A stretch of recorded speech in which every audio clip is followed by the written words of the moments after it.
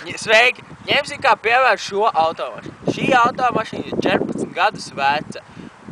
Ikdienā brauc pa pilsētu, izmantojot par degvielu benzīnu. Katru dienu nobrauc 30 km ar vidējo ātrumu 60 līdz 100 km/h.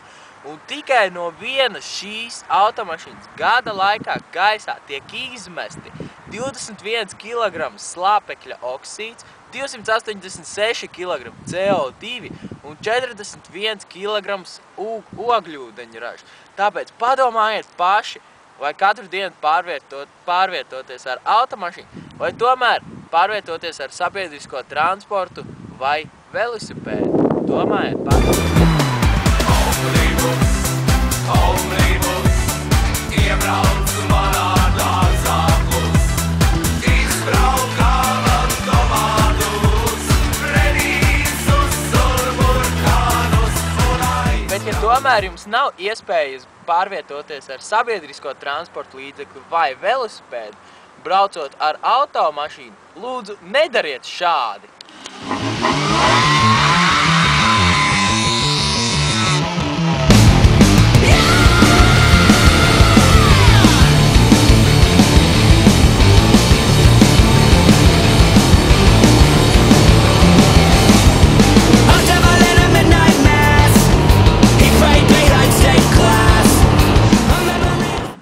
Bet lūdzu, dariet šādi!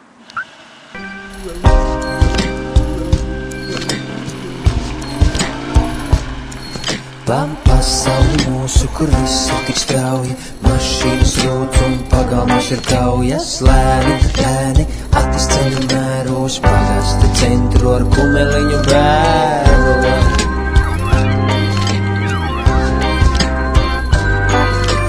Čīkstēja rati un vērojot skatu, viņš pieglauda matus un padomāja, vēl jātiek līdz tirgumu, jā.